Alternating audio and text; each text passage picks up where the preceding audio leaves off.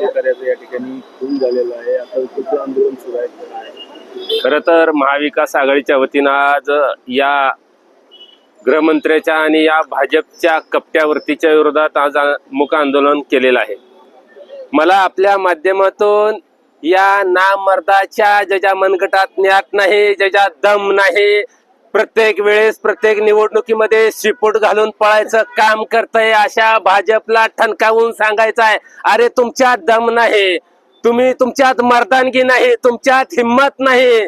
तुम्ही जर निवडणूक प्रत्येक वेळेस जर उमेदवार चोरून नेऊन, एबी फॉर्म चोरून नेऊन, निवडणूक अधिकाऱ्यावर दमदाटी करून, तुम्ही उमेदवारावर दम देऊन, तुम्ही लोकांच्या लेकराच्या भर चौकात बळी घेऊन, गोळ्या घालून, तलवारीनं त्यांच्या पोटात तलवारी खूप सुंदर जीव घेऊन जर तुम्हाला निवडणूक करायची असेल तर तुमच्यापेक्षा इंग्रज 100 पट बरे होते.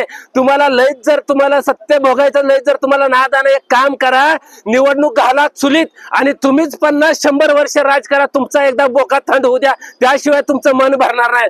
अरे मर्दासारखं निवडणूक लढा, ना मर्दासारखं निवडणूक लढू नका. लोकांच्या लेकराचा मारायचा बळी घेऊ नका. खरं तर या महाराष्ट्रातले पोलीस खरंच एक नंबर आहे, ते नादच करायचं नाही त्यांचा, पण त्यांची देखील जबाबदारी, त्यांचं देखील कार्य खरंच यांनी पोलिसांचा हात बांधले. तर भाजपचा गृहमंत्री मुख्यमंत्र्यांनी पोलिसांचा हात बांधलेला आहे, तर पोलिसांना काही करताही नाही. आणि याचा फायदा घेऊन यांनी डायरेक्ट विरोधकांना संपवण्याचं काम चालू केलेलं आहे. मला या माध्यमातून एकच सांगायचं, या पोलीस प्रशासनाचे हात मोकळे करा.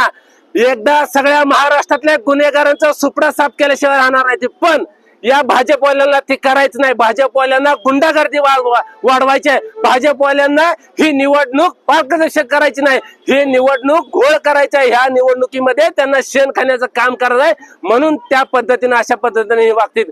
माझी या माध्यमातून थेट देवेंद्र फडणवीसाला विनंती आहे, अहो देवेंद्र फडणवीस साहेब, अहो तुम्हाला कुणीतरी चांगलं म्हणताय का? अहो जी कष्ट ओरिजिनल जी भाजप होती ना, ओरिजिनल ज्यांनी जीवाचं रान केलं, रक्ताचं पाणी केलं, या भाजपच्या कार्यकर्ते या घरावर तुम्ही नांगर फिरवला आणि भ्रष्टाचारी लाखो करोड रुपये भ्रष्टाचार केलेल्या माणसाला मांडीवर घेऊन तुम्ही बसून तिकीट देण्याचं काम करताय. अहो तुम्ही तुमच्या स्वतःच्या भाजपवाल्याचे झाले नाहीत, तुम्ही स्वतःच्या तुमच्या भाजपच्या कार्यकर्त्यात झाले नाही.